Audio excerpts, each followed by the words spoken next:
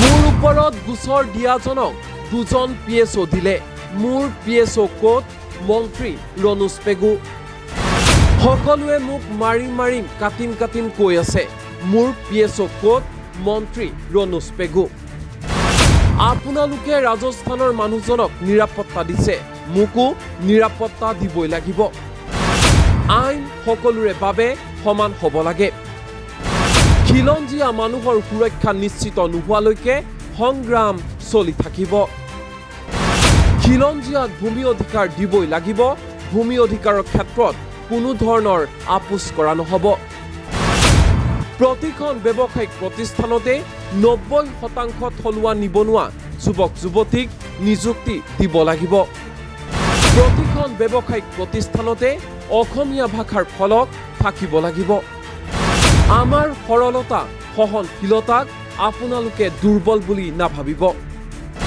আমাৰ সৰলতাক আপোনালোকে ভয়াতুৰ বুলি নাভাবিব হ'ব পাৰো আমি দুখীয়া কিন্তু আমি কাৰো গোলাম নহয় কৰিলে দেশ মৰিলে স্বৰ্গ খিলঞ্জীয়াৰ অধিকাৰৰ বাবে আমাৰ সংগ্ৰাম এনেদৰেই চলি থাকিব মন্ত্ৰী ৰনোজ পেগুৰ সন্মুখত গৰজি উঠিল শৃংখল চলিহাৰ বজ্ৰকণ্ঠ আইনখন সকলো কাৰণে সমান হ'ব লাগিব আপোনালোকে বহিৰাগত মানুহ এটাক ধমকি ল'বৰ কাৰণে দুটা PSO দি দিলে মোক সব জেগাৰ পৰা মাৰিম কেছ দি আছে আপোনালোকে আকৌ মোৰ PSO কেইটা নাই এইবোৰ নহ'ব নিৰাপত্তা মোকো দিব লাগিব হয় নহয় মই খিলঞ্জীয়া ভূমিপুত্ৰ মানুহ মোকো নিৰাপত্তা দিব লাগিব আপোনালোকে যদি ৰাজস্থানৰ মানুহজনক নিৰাপত্তা দিছে আৰে ভাই মোক নিৰাপত্তা লাগিব ৰমেশ পেগু ডাঙৰীয়া মোৰ অধিকাৰ হয় এইটো আপোনালোকে এতিয়া মই এটা সৰু প্ৰশ্ন কৰোঁ মই যদি ৰাজস্থানত গৈ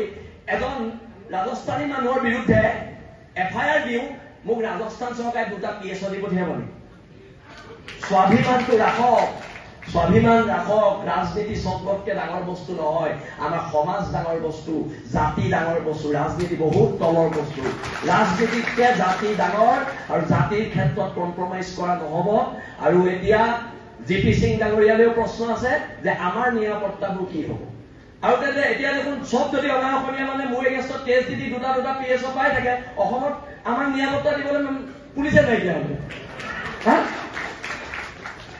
সেইকাৰণে মই কৈছো আপোনালোকে কেবিনেটত সিদ্ধান্ত লওক যে আমাৰ উজনি অসমৰ খিলঞ্জীয়া মানুহৰ মাটি ছেভ কৰিব লাগিব উজনি অসমৰ মাটিখিনিৰ ওপৰত আপোনালোকে এখন আইন আনক আৰু যদি হিমন্ত বিশ্ব শৰ্মাৰ লগতো আমি আলোচনাত বহিবলগীয়া হয় আমি আলোচনাত বহিম কিন্তু মই পুনৰ কৈছো আপুনি এজন জনজাতীয় মানুহ আপুনি অসমৰ থলগিৰি মানুহ ময়ূৰ বৰগোহাঁই সদৌ অসম তাইল ছাত্ৰ সন্থাৰ পৰা গৈ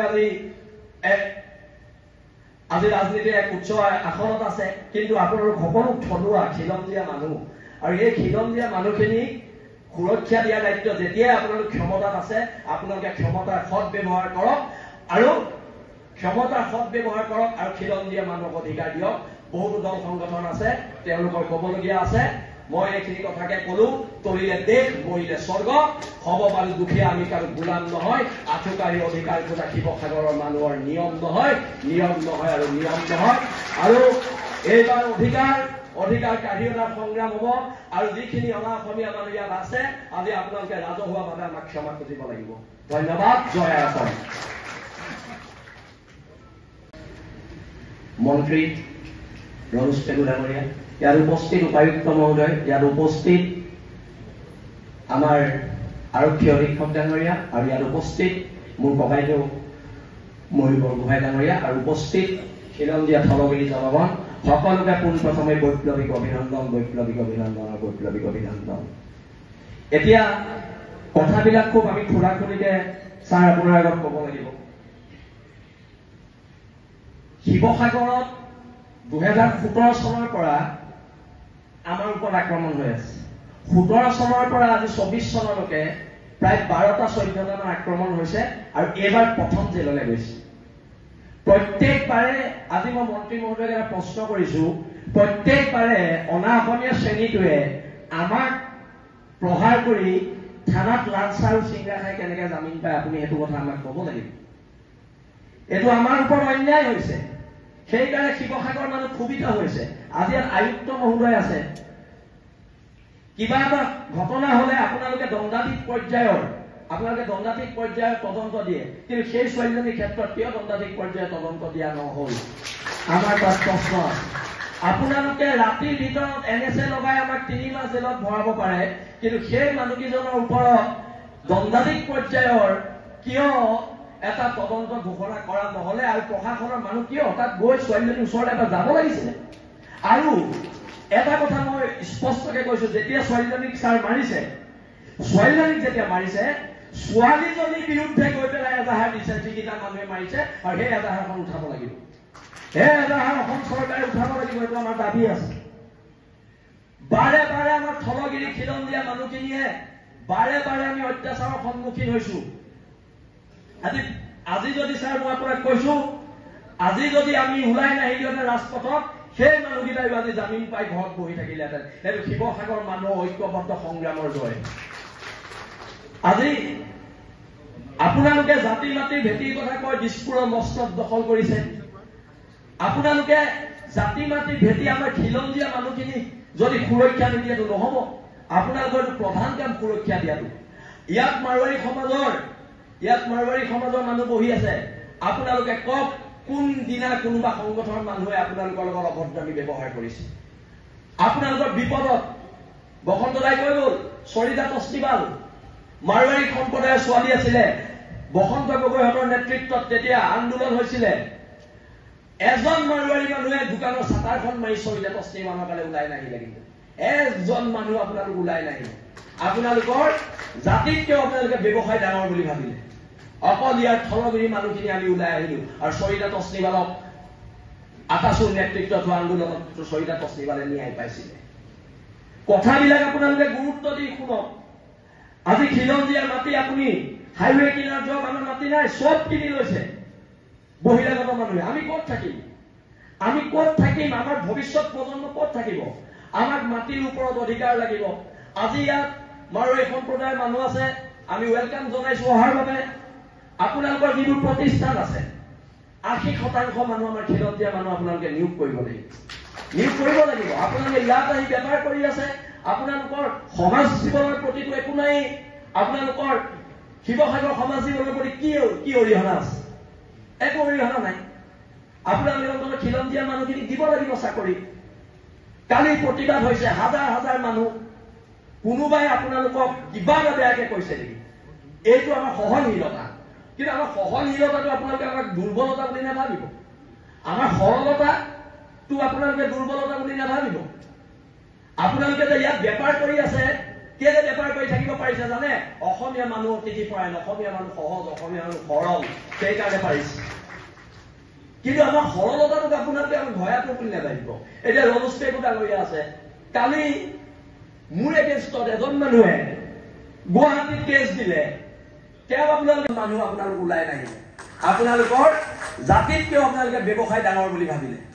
অকল ইয়াৰ থলগিৰি মানুহখিনি আমি ওলাই আহিলো, আৰু চৰিতা তছনিবালক আতাচুৰ নেতৃত্বত হোৱা আন্দোলনত চৰিতা তছনিবালে ন্যায় পাইছিলে। কথাবিলাক আপোনালোকে গুৰুত্ব দি শুনক।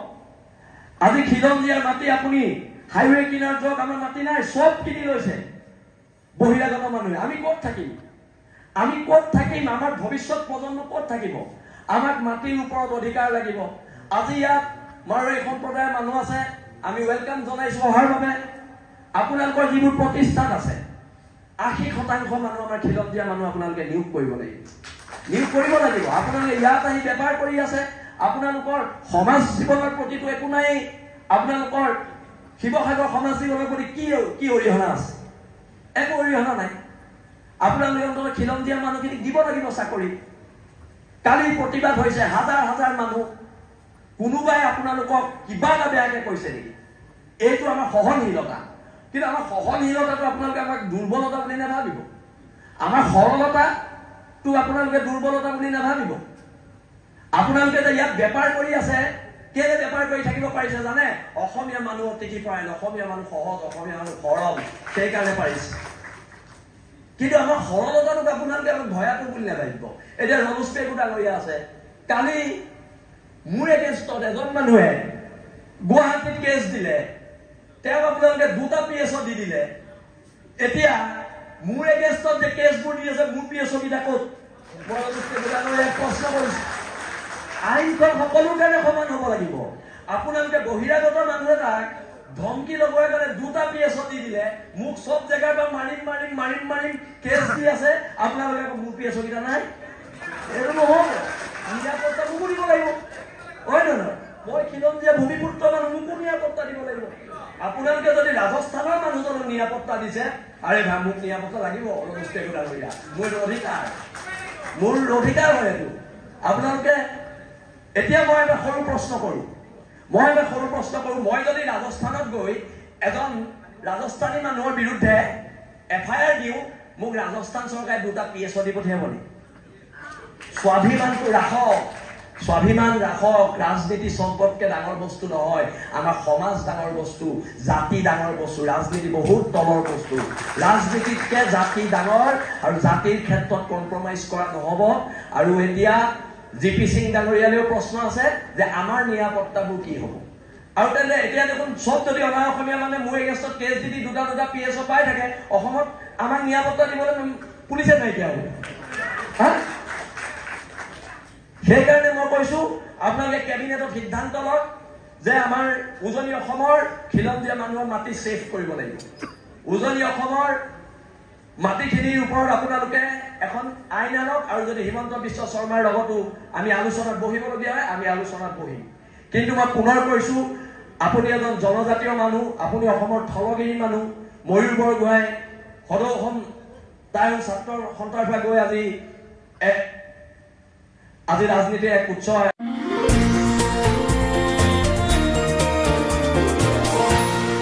এনিটক্স, সোঁতৰ বিপৰীতে ৰাইজৰ স্বাৰ্থত।